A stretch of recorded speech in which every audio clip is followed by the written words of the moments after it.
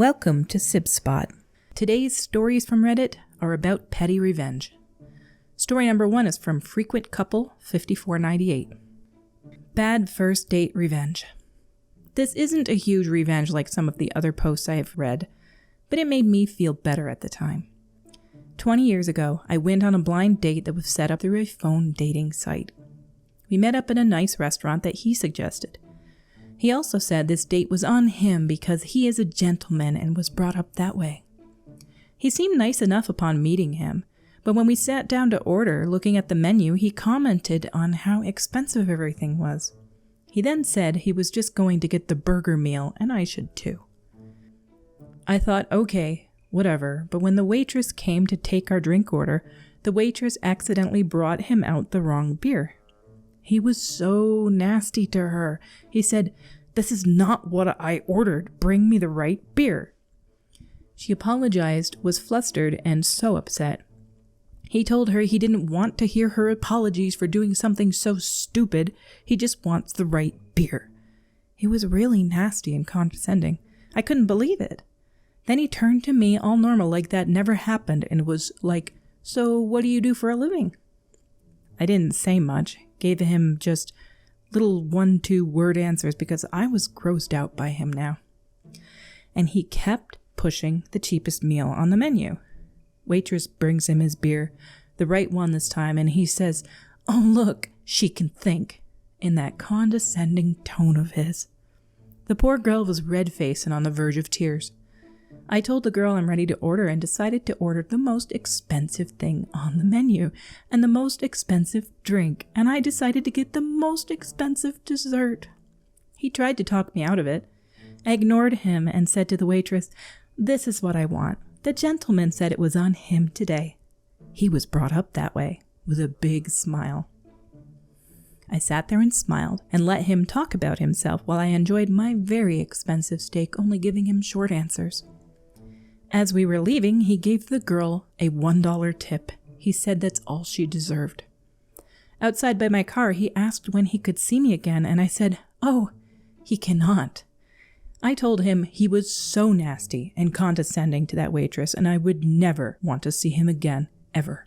"You're disgusting. Lose my number, pig." And I walked back into the restaurant and handed our waitress $10 and apologized for my date's bad manners. I explained this was a blind date and his last date with me. This woman made the best choice in her life, not forming a relationship with this, and I say it with air quotes that you can't see, man. The world is better off without some people procreating. Our second story is by Valis010. Revenge on mean brother. When I was 4 to 5 years old, my older brother would sneak up on me and push me down the basement stairs. I got fed up, so I decided to teach him a lesson. The next time he pushed me, I tumbled down the stairs and pretended to bang my head on the concrete floor. Then I just laid there, motionless. My brother called out from the top of the stairs, "Hey, get up, faker." I laid perfectly still.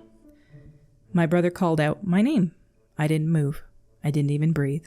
I heard my name again, but my brother's voice sounded shaky. Then I heard him flying down the steps. He pulled me up to a sitting position.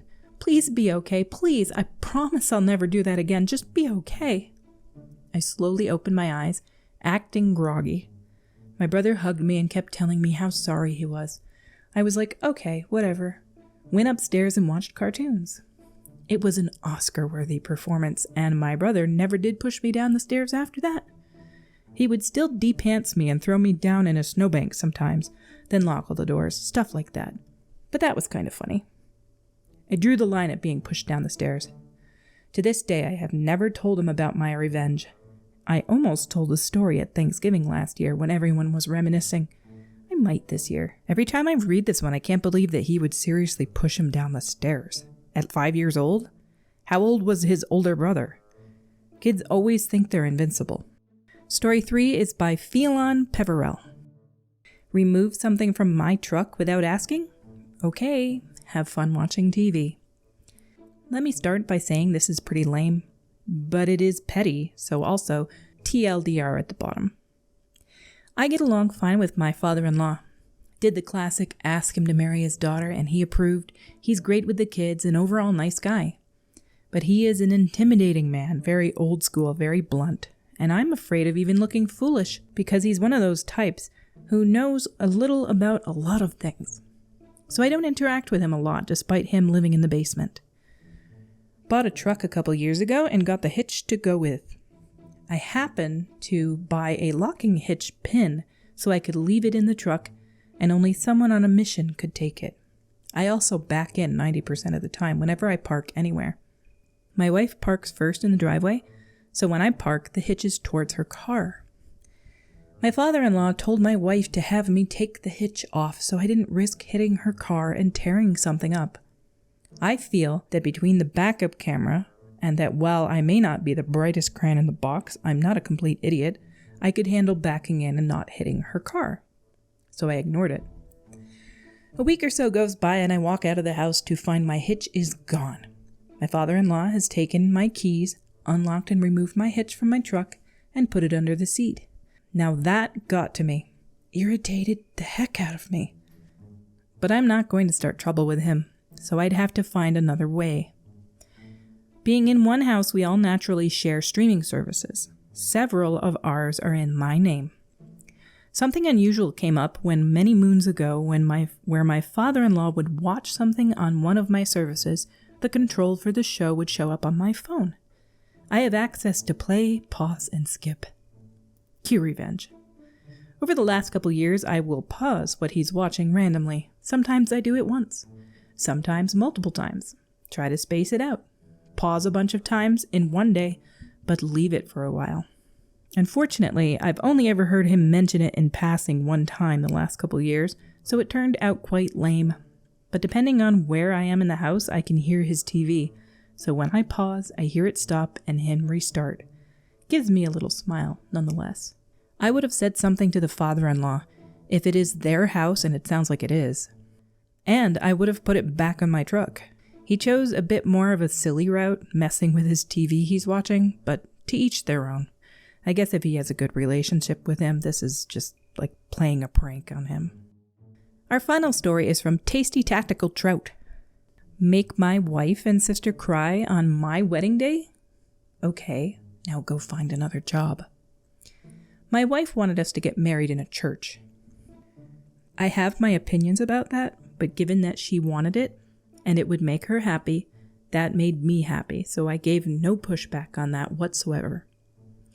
Let's forget about the fact that the benevolent, generous, loving church required a $1,000 donation to conduct the ceremony and sign the marriage certificate, but I digress.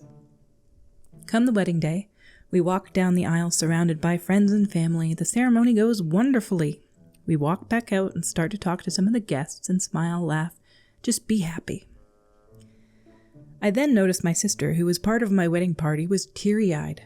I looked closer and noticed she'd been crying.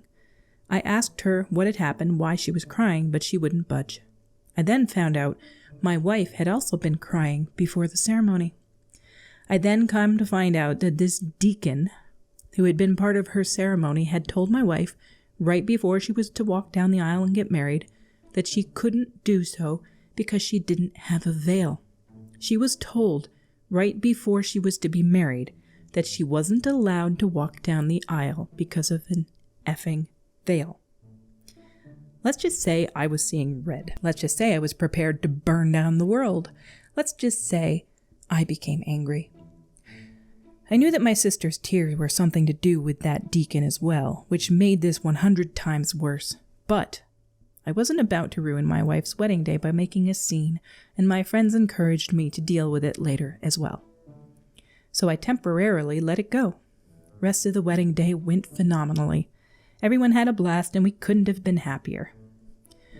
But when we got back from the honeymoon, I took a trip to that church.